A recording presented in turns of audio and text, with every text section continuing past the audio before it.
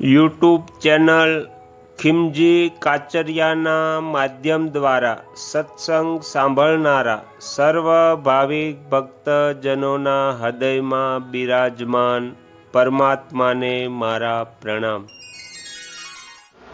ચૈત્ર સુદ પૂનમ એટલે શ્રી હનુમાનજી જન્મ મહોત્સવ। તો શ્રી હનુમાનજીના જન્મ મહોત્સવ નિમિત્તે આજે આપણે શ્રી રામચંદ્રજી શ્રી હનુમાનજીને જ્ઞાન ઉપદેશ આપે છે તે સાંભળીશું। આ જ્ઞાન ઉપદેશ શ્રી સ્કંદ પુરાણ બ્રહ્મખંડ સેતુ મહાત્મ્યમાંથી આપણે લીધેલો છે। હરિ ઓમ। શ્રી સુતજી કહે છે, આ પ્રમાણે યનાયાસે સર્વ કર્મ કરનાર શ્રી રામચંદ્રજી દ્વારા તે શિવલિંગની પ્રતિષ્ઠા થઈ ગયા પછી પવનપુત્ર હનુમાનજી એક ઉત્તમ શિવલિંગ લઈને આવી પહોંચ્યા। આવીને તેમણે દશરથ નંદન શ્રી રામચંદ્રજીને પ્રણામ કર્યા। પછી ક્રમશઃ સીતા, લક્ષ્મણ તથા સુગ્રીવને પણ મસ્તક ઝુકાવ્યું। હનુમાનજીએ જોયું કે રઘુનાથજી સીતાજીના બનાવેલા બાલુકામય શિવલિંગનું મુનિઓની સાથે પૂજન કરી રહ્યા છે ત્યારે તેઓ ખિન્ન થઈને કહે છે, ભગવાન, હું જ્યારે કૈલાસ પહોંચ્યો ત્યારે મને ભગવાન શંકરના દર્શન ન થયા। ત્યારે મેં તપસ્યા દ્વારા તેમને પ્રસન્ન કર્યા અને તેમની કૃપાથી શિવલિંગ પ્રાપ્ત થતાં હું તરત જ આવી પહોંચ્યો છું। ત્યાં સુધી આપે બીજા બાલુકામય શિવલિંગની સ્થાપના કરી લીધી અને હવે મુનિઓ, દેવતાઓ તથા ગંધર્વોની સાથે તે શિવલિંગની પૂજા કરો છો। હું કૈલાસ પર્વત પરથી આજે શિવલિંગને લઈ આવ્યો છું એ તો વ્યર્થ ગયું।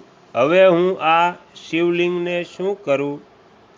તો ભગવાન શ્રી રામચંદ્રજી કહે છે, હે કપે, આ સંસારમાં જે જન્મ લઈ ચૂક્યા છે તે જન્મ લેનારા છે અને જે મરી ગયા છે તે બધાને તથા આપણા પરાયા બધા કાર્યોને હું સારી રીતે જાણું છું।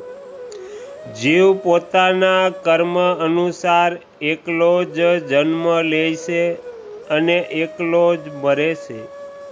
પોતાના કર્મ અનુસાર તે નરકમાં પણ એકલો જ જાય છે। હે વાનર શ્રેષ્ઠ, તત્વજ્ઞાનમાં બાધા ઉપસ્થિત કરનારા આ શોકને પોતાના મનમાં સ્થાન કેમ આપો છો? તત્વજ્ઞાનમાં જ સદા સ્થિત રહો। આ આત્મા સ્વયં પ્રકાશ છે। તમે સદા આત્માના એ જ સ્વરૂપનું ચિંતન કરો। દેહ વગેરેની મમતા છોડી દો। સદા ધર્મનો આશ્રય લો। સાધુ પુરુષોનું સેવન કરો। સંપૂર્ણ ઇન્દ્રિયોનું દમન કરો। બીજાના દોષોની ચર્ચાથી દૂર રહો તથા શિવ અને વિષ્ણુ વગેરે દેવતાઓની સદા પૂજા કરો। સર્વદા સત્ય બોલો। શોકનો ત્યાગ કરીને સદા આત્મા અને પરમાત્માની એકતાનો અનુભવ કરો। આ સંસારમાં બ્રહ્મ પણ સત્ય જેવો જ પ્રતીત થાય છે। ક્યાંક સુંદરતામાં અસુંદરતા લાગે છે અને ક્યાંક અસુંદરતામાં સુંદરતા। આ બધું મોહના વૈભવથી જ થાય છે। ભ્રાંત મનુષ્યોનો વિભિન્ન વિષયોમાં રાગ થઈ જાય છે।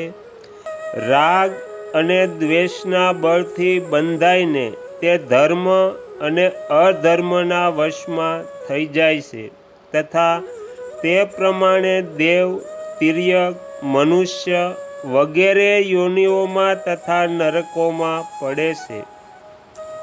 ચંદન, અગરુ અને કપૂર વગેરે પદાર્થો અત્યંત શુભ છે, પરંતુ જેના સ્પર્શથી એ પણ મળરૂપ થઈ જાય છે, તે શરીર સુખરૂપ કઈ રીતે માની શકાય? જેના સંપર્કથી અત્યંત સુંદર ભક્ષ્ય ભોજન વગેરે બધા ઉત્તમ પદાર્થો વિષ્ઠા રૂપમાં બદલાઈ જાય છે, તે શરીર સુખરૂપ કઈ રીતે હોઈ શકે છે? જેના સંગથી સુગંધિત તેમજ શીતળ જળ મૂત્રરૂપ થઈ જાય છે, તે શરીરને શોભાયુક્ત કઈ રીતે કહી શકાય? હે કપે, તમે જ કહો. જેના સત્સંગમાં આવવાથી અત્યંત સફેદ અને ધોયેલા વસ્ત્રો પણ પસીનો વગેરે લાગવાથી મેલા થઈ જાય છે, તે શરીર શોભાયુક્ત કઈ રીતે કહેવાય? વાયુનંદન, મારી આ પરમાર્થની વાત સાંભળો. આ સંસાર એક કૂપ જેવો છે, એમાં કોઈ સુખ નથી. અહીં પહેલાં તો જીવનો જન્મ થાય છે, ત્યાર પછી બાલ્ય અવસ્થા રહે છે, પછી તે યુવાન થાય છે, એ પછી તે વૃદ્ધ અવસ્થા ભોગવે છે, ત્યાર પછી મૃત્યુને પ્રાપ્ત થાય છે, અને મૃત્યુ પછી ફરી જન્મનું કષ્ટ ભોગવે છે. આ પ્રમાણે અજ્ઞાનના પ્રભાવથી મનુષ્ય દુઃખ પામે છે, અને અજ્ઞાનની નિવૃત્તિ થઈ જતાં તેને ઉત્તમ સુખની પ્રાપ્તિ થાય છે. અજ્ઞાનની નિવૃત્તિ જ્ઞાનથી જ થાય છે, કર્મથી નહીં. જ્ઞાન પરબ્રહ્મ પરમાત્માનું નામ છે. વેદાંતનું શ્રવણ અને મનનથી જે જ્ઞાન થાય છે, તે વિરક્ત પુરુષને જ થાય છે, બીજાઓને નહીં. શ્રેષ્ઠ અધિકારીને ગુરુની કૃપાથી પણ જ્ઞાન થઈ જાય છે, આ સત્ય છે. મનુષ્યના હૃદયમાં જે કામનાઓ છે, તે બધી જ્યારે છૂટી જાય છે, ત્યારે તે જીવનમુક્ત થઈને આ જ જન્મમાં પરબ્રહ્મ પરમાત્માનો સાક્ષાત્કાર કરી લે છે. ક્રૂર કાળ જાગતા, સૂતા, ખાતા અને બેસતા સમય સતત જીવોને પોતાની તરફ ખેંચતો રહે છે. સંગ્રહનો અંત વિનાશ છે. વધારે ઊંચે ચડવાનો અંત નીચે પડવું છે. સંયોગોનો અંત વિયોગ અને જીવનનો અંત મૃત્યુ છે. જેમાં પાકેલા ફળને નીચે પડવા સિવાય કોઈ ભય નથી, તે જ પ્રમાણે જન્મ લેનાર મનુષ્યને મૃત્યુ સિવાય બીજો કોઈ ભય નથી. જેમ મજબૂત થાંભલાવાળું ઘર લાંબા સમય પછી જીર્ણ થઈ જવાથી નષ્ટ થઈ જાય છે, તે જ પ્રમાણે મનુષ્ય જરા જીર્ણ થઈને મૃત્યુને આધીન થઈને નષ્ટ થઈ જાય છે. દિવસ અને રાત પસાર થતા જાય છે, એનાથી મનુષ્યનું આયુષ્ય નષ્ટ થાય છે. આ સ્થિતિમાં તમે પોતાના આત્માના માટે શોક કરો, બીજી કોઈ વાતને માટે શા માટે શોક કરો છો? હે કપીશ્વર, કોઈ ઊભો હોય કે દોડતો હોય, તેના આયુષ્યનો પ્રતિક્ષણ નાશ થઈ રહ્યો છે. મૃત્યુ સાથે સાથે ચાલે છે, સાથે જ બેસે છે, અને દૂર દેશમાં સાથે સાથે જઈને પુનઃ સાથે જ પાછું આવે છે. શરીરમાં કરસલીઓ પડી જાય, માથાના વાળ સફેદ થઈ જાય, અને વૃદ્ધ અવસ્થા તથા દમ અને ખાંસીથી શરીર શિથિલ થઈ જાય છે. હે કપિ શ્રેષ્ઠ, જેમ સમુદ્રમાં વહી રહેલા બે લાકડા એકબીજાને મળીને પાછા અલગ થઈ જાય છે, એ જ પ્રમાણે કાલયોગથી મનુષ્યનો એકબીજા સાથે સંયોગ અને વિયોગ થાય છે. એ જ પ્રમાણે સ્ત્રી, પુત્ર, ભાઈ, ક્ષેત્ર અને ધન આ બધા ક્યારેક થોડા કાળના માટે એકઠા થઈને પાછા અન્યત્ર ચાલ્યા જાય છે. જેમ કોઈ પથિક રસ્તે ચાલતા કોઈ બીજા પથિકને કહે છે કે ઊભા રહો, હું પણ તમારી સાથે આવું છું, અને આ પ્રમાણે થોડો સમય બંને સાથે જાય છે, પછી અલગ અલગ ચાલ્યા જાય છે. હે કપે, એ જ પ્રમાણે સ્ત્રી અને પુત્ર વગેરેનો સમાગમ નશ્વર છે. શરીર ઉત્પન્ન થતાની સાથે જ મૃત્યુ પણ અવશ્ય ઉત્પન્ન થઈ જાય છે. આ અવશ્યંભાવી મૃત્યુને ટાળવાનો કોઈ ઉપાય નથી. હે વત્સ, આ શરીરનો અંત થઈ જતા દેહ અભિમાની જીવ પોતાના કર્મ અનુસાર બીજું શરીર ધારણ કરી લે છે. હે વાનર, પ્રાણીઓમાં સદા એક સ્થાન પર નિવાસ હોતો નથી. પોતપોતાના કર્મવશ બધા જીવો એકબીજાથી અલગ થઈ જાય છે.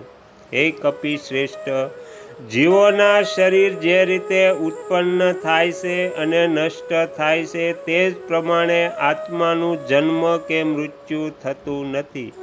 હે અજન્મના નંદન, તમે શોકરહિત, અદ્વૈત, જ્ઞાનમય, સત્ય સ્વરૂપ, નિર્મળ પરબ્રહ્મ પરમાત્માનું દિનરાત ચિંતન કરો.